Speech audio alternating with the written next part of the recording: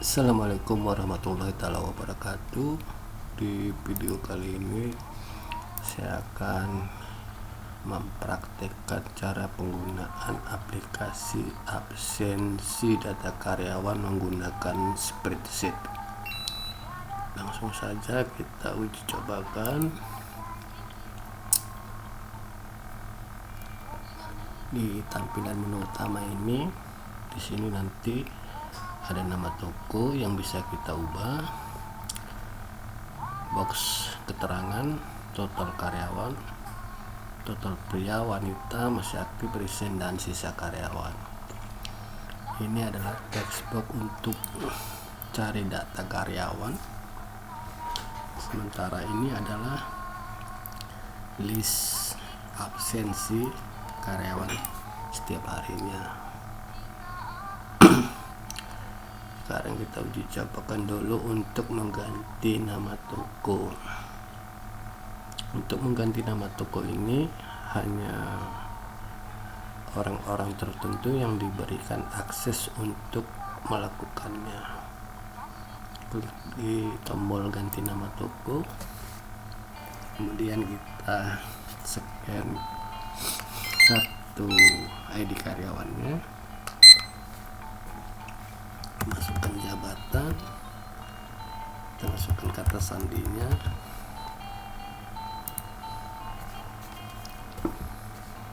kita buat di sini nama tokonya, misalnya laptop ID Bandung, simpan. Nama toko berhasil disimpan, laptop ID Bandung. Selanjutnya kita input data-data karyawan.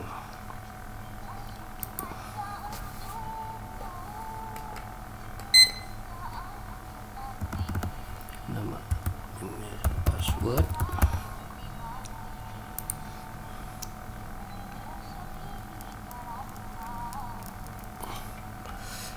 ini adalah table list untuk data-data karyawan.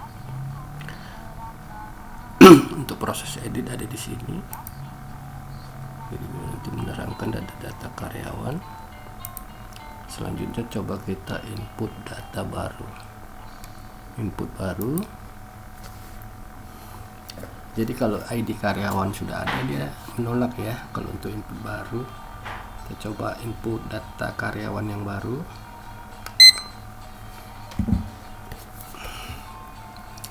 Misalnya namanya Kaharudin,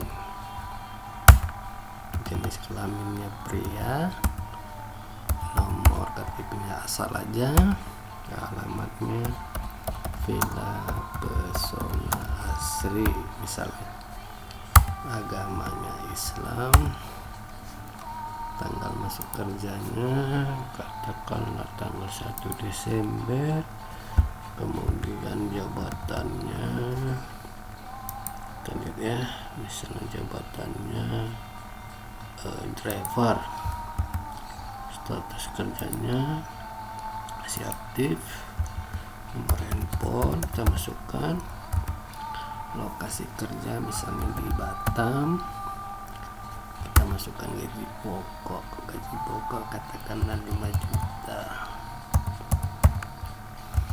Kalau kolom lembur ini menyatakan karyawan tersebut ini diizinkan lembur atau tidak, nanti pilihannya iya atau tidak, katakanlah iya ya, karena dia bukan admin jadi kita tidak beri kata sandinya. Simpan, data berhasil disimpan. Muncul Kaharudin Batam. Oke, kalau mau edit tekan tombol edit yang ada di sini. Kalau mau hapus tekan tanda hapus yang ada di sini ya. Ini coba kita edit ya, data lemburnya edit, kita buat ya, update, data berhasil diupdate. Jadi ya, Kemudian kita kembali ke menu utama. Sementara ini adalah data pencarian untuk nama karyawan, misalnya Meriwati atau Yulia. Bisa juga berdasarkan jenis kelamin, nama, bisa. Kita kembali ke menu utama. Setelah itu kita atur jam operasional kerjanya. Kita masukkan ini karyawan lagi, pas loginnya, jabatan admin, kata sandi, login. Jadi teman-teman bisa masukkan sini jam masuk dan jam pulangnya ya. Katakanlah jam masuknya ini sekarang jam 22, katakanlah masuknya jam 23.00, jam pulangnya jam 5, misalnya jam 5.00, simpan. Jam kerja berhasil disimpan. Sekarang kita praktekkan saja input absensinya ya. Input absensinya, klik di sini, langsung nanti scan ID card untuk masing-masing karyawan. Contoh, absen masuk berhasil, coba kita lihat ke bawah ini ya, Bamba. Coba kita input lagi yang lain.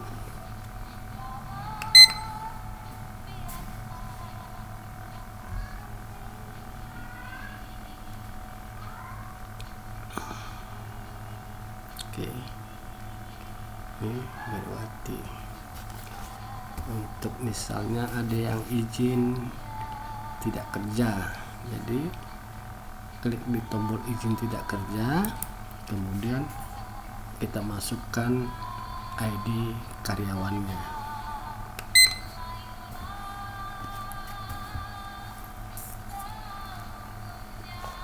Maka nanti di sini ada keterangan bahwasannya yang bersangkutan itu izin tidak kerja.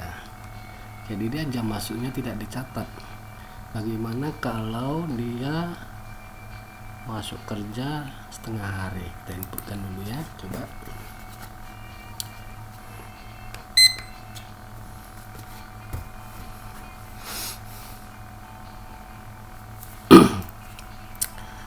Kemudian dikarenakan sesuatu hal, ID karyawan yang bernama Evan ini izin pulang, jadi tekan aja tombol izin tidak kerjanya, masukkan lagi ID karyawannya,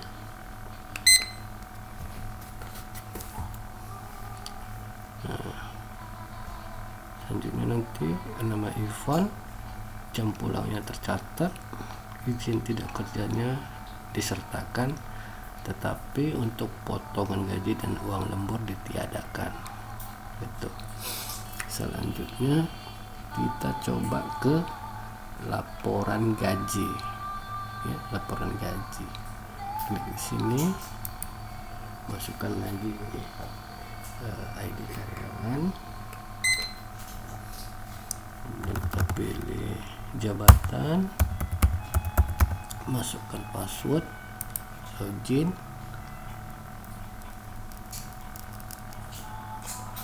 Oh ya teman-teman, di sini ya, ini nanti ini kalau udah banyak ini data-data karyawan yang absen untuk bulan November. Ini satu ya, atas nama Bambang di bulan November, total diterimanya sekitar 6 juta, uang lemburnya segini, potongan gaji segini, gaji pokoknya segini. Untuk potongan gaji kita hitung per menit dengan cara gaji pokok dibagi 173 dibagi 60.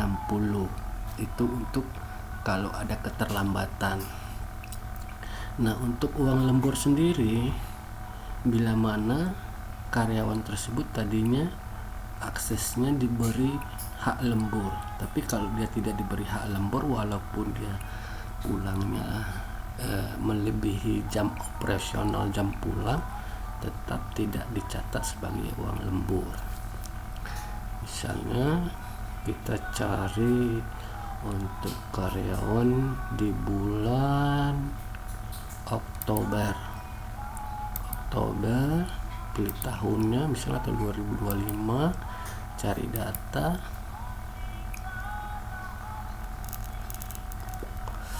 tidak ada. Oke, coba kita reset.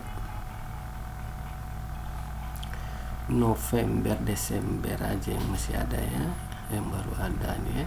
Coba kita pilih yang misalnya Desember 2026. Ini hanya contoh saja ya, cari data.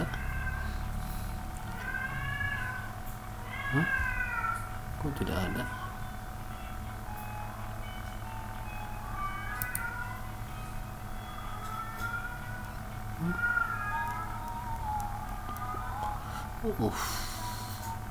November aja yang ada 2026.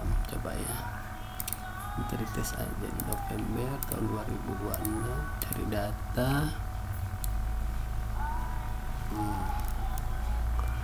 Jadi ini coba kita cari yang 2025, cari data.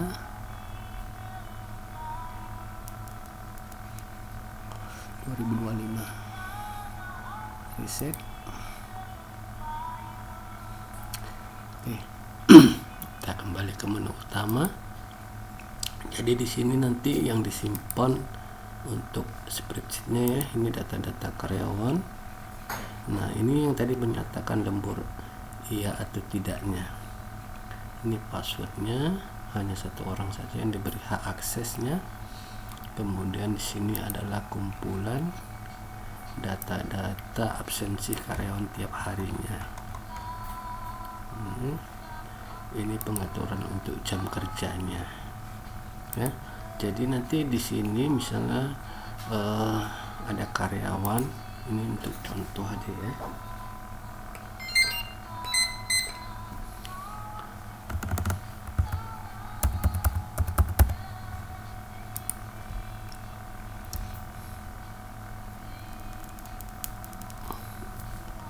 Nah, untuk kolom lembur inilah yang menyatakan apakah karyawan tersebut diberi lembur atau tidak.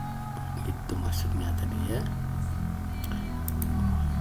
Baiklah, gitu saja ya teman-teman ya. Siapa yang ingin memiliki aplikasi ini bisa nanti saya sertakan di deskripsinya. Terima kasih. Assalamualaikum warahmatullahi wabarakatuh.